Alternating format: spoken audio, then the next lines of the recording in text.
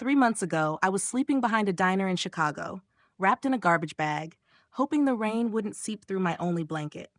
My name is Emily Ward, and at 29, I had already lost everything: my home, my job, and the people I loved most. My husband, Ethan, ran off with my sister, Claire, and together they took not just my career, but my entire life. I believed I had reached rock bottom the day I began searching dumpsters for food.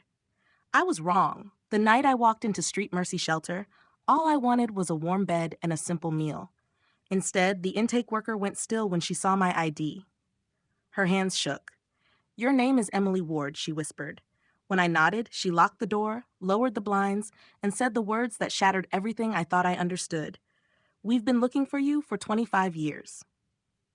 I once believed life followed a dependable rhythm. Work hard, love honestly, and the world would return stability. I was mistaken. At 27, I thought I was doing well. I had a secure position as a senior strategist at Lux Edge Marketing, a corner desk overlooking the skyline, and a husband who kissed my forehead every morning before I left for work. Ethan Hale, the man who promised to protect me from anything, used to bring me coffee exactly how I liked it, strong with a splash of cream. Then there was Claire, my older sister. Everyone admired her. The golden child, naturally charming. She made people feel seen, even when she was quietly taking something from them. Still, she was my closest friend. She helped plan my wedding, raised a toast with teary eyes, and called Ethan the brother she never had. Somewhere along the way, those tears stopped being for me. It started subtly. Ethan began coming home later, carrying a faint trace of Claire's citrus perfume. She visited our apartment more often, sometimes with wine, sometimes to help Ethan with his tech problems. I dismissed the signs. Love blinds you, and family makes you careless. Then one morning, my supervisor at Lux Edge called me in. "Emily," she said carefully, "we've received several complaints about account irregularities. The partners think it's best you take a leave of absence." I protested. My reports were accurate. She sighed and slid a file across the table. "I'm sorry, but the data indicates otherwise." Inside were fake invoices, all bearing my signature. I went home shaking and found Ethan and Claire sitting calmly on the couch. They showed no guilt. "Is this some kind of joke?" I demanded, throwing the file down. Claire crossed her legs slowly and smiled. "It's not personal. You were just in the way." "In the way of what?" I asked. "My future," she replied, her voice flat and controlled, just like his. Ethan wouldn't look at me. "You're too emotional," he said. "You always have been." That night, I packed a bag, but I had nowhere to go. 2 days later, my job was officially terminated. My company laptop, phone, and ID were disabled. The apartment lease, co-signed by Ethan, was suddenly canceled. Within a week, my entire life had been erased, like an old email. I tried calling my parents, but Claire had reached them first. She must have told them I was struggling, unstable. When I finally spoke to my mother, her voice sounded tight and distant. "Sweetheart, maybe it's best you take some time to get help." Help. That word echoed in my mind for weeks until all I had left was the cold, the silence, and a question that would follow me later. Who was I before they took everything? The first night I slept in my car, I told myself it was temporary. I still had my resume, my degree, and enough pride to believe I could recover. But reality doesn't respond to pride or qualifications. By the second week, my car battery died. I sat in the dark, watching frost spread across the windshield, and understood that no one was coming to rescue me. I sold my engagement ring for $80. It paid for 2 nights in a cheap motel and a few meals from gas stations. When the money was gone, I started walking from shelter to shelter, telling myself I was just between apartments, pretending I wasn't afraid. People think homelessness is loud, filled with shouting and sirens, but it isn't. It's quiet. It's the sound of being unseen. You learn not to make eye contact because people only notice what they're comfortable seeing. A homeless woman in her 20s is too disheveled for sympathy and too young for pity. One night, outside a grocery store, someone said my name. Emily. I turned and froze. It was Mrs. Patterson, a former Lux Edge client. "Oh dear," she said softly, her eyes dropping to my torn coat. "I heard what happened. You poor thing." Her smile faded as she stepped back, gripping her shopping bag like protection. That was when I learned there's something worse than hunger: shame. By January, I had lost 20 pounds and most of my hope. I kept a notebook from my old office job, flipping through it at night, tracing my handwriting, trying to remember the woman who used to sign contracts and lead meetings. She felt unreal, like someone I had imagined. Then the snowstorm came, the temperature dropped to 14 degrees, and my car had long been towed. I tried to sleep under an awning behind a diner, using trash bags for warmth. I remember thinking that if I closed my eyes, maybe I wouldn't wake up. Instead, a voice stirred me. "You'll die out here, sweetheart." It was an older woman in a red coat, Sister Mary Ann, a volunteer from Street Mercy Shelter. She gave me a cup of coffee and a card. "Go there. They'll take you in. No questions." I stared at that card for hours. Street Mercy Shelter, 1432 Jefferson Street. The name felt ironic. Mercy was no longer something I believed in. When morning came, my fingers were blue and my body wouldn't stop shaking. I didn't have the strength to argue with whatever fate had planned. I walked 4 miles through slush and dirty snow, my boots soaked, my breath rising like smoke. Each step felt heavy, as if I were dragging myself forward. When I finally saw the faded red sign that read St. Mercy Shelter, I thought it marked the end of my story. In reality, it was only the beginning. Inside, the shelter smelled of bleach and old coffee, a mix of safety and need. I stood in line with strangers holding plastic bags, waiting to sign in. The walls were painted pale yellow, but under the flickering fluorescent lights, everything looked gray. When my turn finally came, the woman at the desk offered a routine smile. Her name tag read Joyce Mallory, intake supervisor. "Name?" she asked, her tone professional but calm. "Emily Ward," I said, handing over my ID. Her fingers stopped mid-typing. The smile disappeared. She glanced at the screen, then at me, then back again, as if working through a problem she wished wasn't real. "Date of birth?" "April 9th, 1996. Her pupils widened slightly. "Place of birth?" "Portland, Oregon."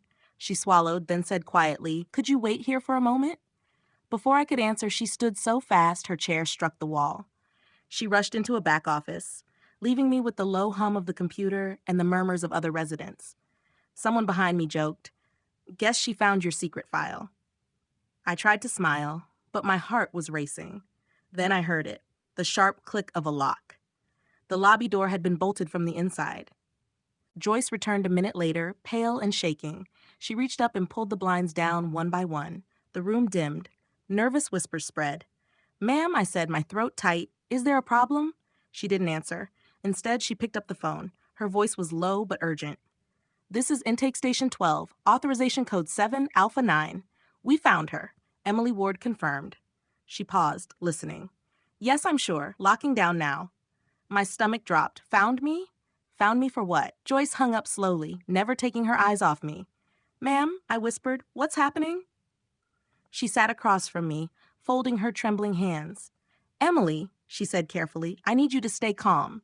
Do you have any reason to believe someone might be looking for you?" I almost laughed. "I'm homeless. No one's looking for me." Joyce blinked rapidly, then opened a locked drawer and pulled out a manila folder sealed with red tape. On the front, I caught the words, "Testament Program, Subject 9. Classified." My head spun before she even opened it. Inside was a photograph of a small child, maybe 3 or 4 years old, with a crescent-shaped birthmark on her shoulder. The same birthmark I had. Joyce's voice shook. "Emily, according to this file, you're not supposed to exist. You were declared dead 25 years ago." The room felt unsteady. My hands went numb. "That's impossible," I whispered. Joyce looked at me with something between fear and disbelief. "We've been searching for you for 25 years. For a moment, I couldn't speak. My mind felt detached. "You're joking," I said finally. "This is a mistake." Joyce didn't react. She slid the folder toward me. "Please look for yourself." Inside was a birth certificate. Name, Lydia Cross. Date of birth, April 9th, 1996. Mother, Dr. Evelyn Cross, biochemist, Testament Research Facility. Father, classified. My throat tightened. "That's my birthday." Joyce nodded. "I know." She turned the page. Another photo, a toddler with a crescent birthmark on her left shoulder. My shoulder, my birthmark. I shut the folder. "This is absurd. My parents are David and Margaret Ward. I grew up in Portland. I went to Lincoln Elementary." Joyce leaned in, her voice steady. "Emily, they weren't your parents. They were your guardians. Your biological mother, Dr. Evelyn Cross, worked on a classified government project called Testament. 25 years ago, there was a lab explosion. 2 confirmed deaths. 1 child missing. I stood, shaking my head. No, I'm not an experiment. I'm just... The words failed. Joyce reached out and placed something in my hand. A silver locket. Inside was a tiny photograph. A young woman in a lab coat, dark hair pulled back, smiling down at a baby with my eyes. She left this behind, Joyce said quietly. It was recovered from the lab ruins. I felt lightheaded, the walls closing in. You're saying my entire life, my name, my parents, my memories are false? Joyce's eyes filled. Not false, protective. I sank back into the chair, my pulse pounding. Why me? What was she protecting me from? Before Joyce could respond, her phone vibrated. She answered, her face tightening. Understood, she said, then ended the call. They're on their way, federal agents, 2 teams, 1 official, 1 unofficial. She hesitated. Some want to protect you. Others. A chill ran through me. Others what? Others may want you eliminated. I gripped the folder until the paper cut into my palm. You said she worked for the government. What exactly did she do? Joyce paused, then opened another section of the file. Pages of dense technical reports filled with medical terms. Your mother was part of a classified biogenetic enhancement program.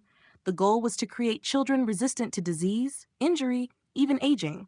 7 test subjects. 6 died before age 5. And the 7th? I asked quietly. Joyce met my eyes. You were the success. But your mother destroyed the project to stop them from reproducing you. She staged your death and placed you with the wards. I stared at her, the weight of it pressing down until it was hard to breathe. My name, my life, everything, just a constructed cover. And somewhere, the people who created me had finally found me. Joyce turned another page, revealing old black and white photographs, sterile rooms, metal tables, infants in incubators labeled with numbers, not names. My stomach tightened. These are the original Testament Project files, she said softly. Your mother believed she was curing genetic disease, creating stronger immune systems, faster healing, resistance to toxins. Her voice lowered. But when she learned the project was being sold to private defense contractors, she panicked. They didn't want to save people. They wanted to control them. I stared at one image, a woman in a lab coat holding a baby, her eyes filled with fear and love. That's her, I whispered. That's my mother, I said. Joyce nodded.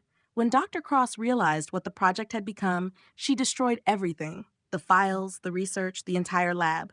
2 people died in the explosion. Everyone believed she died as well. The last recorded trace of her daughter, you, was that same night. My chest tightened. She died trying to protect me. Joyce's eyes shone. Yes, she left a note for whoever found you. Raise her as your own. Never let her know what she is. Those words landed heavily. I ran a shaking hand through my hair. So all these years, my entire life had been a carefully built story meant to hide a secret I never knew existed. Joyce hesitated. Emily, there's more. She turned to the final section of the file. Recent activity logs, stamped in red. Helio Biosystems Testament Revival Initiative. I frowned. What is this? Joyce explained that it was a continuation of my mother's work. A new company had purchased the remaining patents and had been searching for original genetic material from the first generation. That's why they want you. I read the company name again, unease settling in my stomach. Then it hit me. Helio, I whispered. That's Ethan's company. Joyce looked surprised. Your husband? Ex-husband, I corrected. He works under his father, Richard Hale. He said they handled tech and biomedical logistics. Joyce's expression hardened.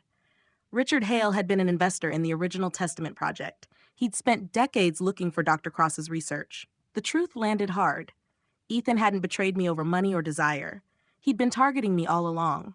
The coincidences, my firing, the stolen data, the false accusations, weren't about ruining my reputation. They were meant to erase my cover. I slammed my hand on the table. So they framed me, pushed me out, forced me into the open. Joyce nodded. And it worked. Anger rose, colder and sharper than fear. Where are they now? Before she could answer, headlights cut through the blinds. 3 black SUVs pulled up outside the shelter. Joyce lowered her voice. Emily, listen carefully. They've found you. My blood chilled. Who? She met my eyes. Your husband, your sister, and the man who built the system that destroyed your mother. The lights flickered as engines growled outside. Tires screeched on wet pavement. Joyce looked through the blinds and went pale. They're here. I followed her gaze. Men in black suits stepped out first, calm, armed, focused. Then I saw them. Ethan, Claire, and behind them an older man I recognized from a framed photo that once sat on our mantel. Richard Hale, founder of HelioBios. My stomach turned. They had come personally. Joyce stepped back. They don't trust anyone else with you. The front door burst open, cold rain rushing in. Ethan entered first, wearing the same practiced smile he once used on me. Emily, he said softly, as if we were still at home, you've caused quite a disruption. I stared at him. You ruined my life. He laughed lightly. Your life was borrowed. We're just reclaiming what belongs to us. Joyce stepped in front of me. She's under federal protection. You need to leave. Ethan's eyes hardened. This is beyond your clearance. Richard Hale followed, composed, authoritative, holding a file identical to mine. Dr. Cross's legacy belongs to us, he said, and so does what she left behind. I'm not an asset, I said sharply. I'm a person. He smiled thinly. You're both, and you're coming with us. Claire stepped forward wearing my old coat, the one she borrowed years ago and never returned. Em, she said quietly, don't make this harder. Come with us. You'll be safe. I let out a bitter laugh. Safe? You sold me out before you even knew the truth. Her voice cracked. They would have found you anyway. At least this way. We're on the winning side. Ethan pulled out a syringe filled with clear liquid. Sedative. Fast and painless. You'll wake up in a secure facility, surrounded by people who understand you. Joyce's voice shook. She's not going anywhere. Ethan smirked. And who's stopping us? A shout echoed down the hall. FBI, step away from her. Everything erupted at once. Agents flooded in, weapons raised, red laser sights cutting across the room. Ethan turned, gun in hand. Joyce grabbed my wrist and dragged me behind a desk as shots tore through the walls. Move, she yelled. We crawled toward the rear exit, glass shattering around us. I heard Ethan shouting over the noise. We need her alive. A bullet grazed my arm, heat and pain following. I clenched my teeth. Joyce kicked open the back door and shoved me into the alley as sirens screamed nearby. A black SUV skidded to a stop. The driver's door opened and a tall man stepped out, trench coat snapping in the wind, badge visible. Director Mason Blackwood, he said sharply. Miss Ward, get in. Joyce helped me into the back seat as Blackwood accelerated away, tires squealing on rain-slick streets. For a moment, no one spoke. My arm throbbed, my heart raced, and my thoughts struggled to catch up. Finally, I asked quietly, what am I? Blackwood met my eyes in the mirror. Proof that Dr. Cross's work succeeded. Your cells regenerate 10 times faster than normal. You could cure diseases humanity has battled for centuries. I shook my head. So they wanted to own me. Yes, he said. Helio doesn't want cures. They want immortality.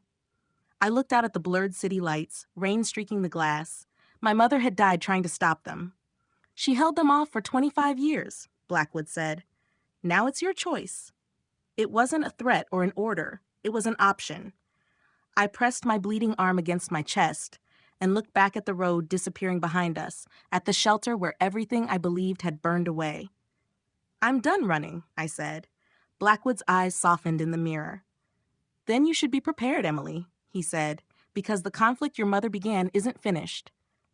Somewhere behind us, through sirens and fading chaos, I could still hear Ethan shouting my name. Not from love, but from fear, as the empire he built on deception started to collapse. For the next 72 hours, I existed like a shadow. Blackwood's team hid me in a safe house outside Chicago, a cold concrete structure with reinforced windows and absolute government silence. My injury healed faster than anyone expected. Doctors murmured about accelerated tissue repair. I didn't care what they called it. I only wanted my life back. On the third night, Blackwood arrived carrying 2 folders. He set them on the table, one marked New Identity, the other Case File HelioBios Systems. You have a choice, he said. You can disappear. New name, new country, never look back. Or you can help us complete what your mother started. I stared at the pile of documents. Ethan, Claire, Richard. Every betrayal, every face tied to what I had lost, printed in black and white. What if I choose something else? I asked quietly. Blackwood frowned. Explain.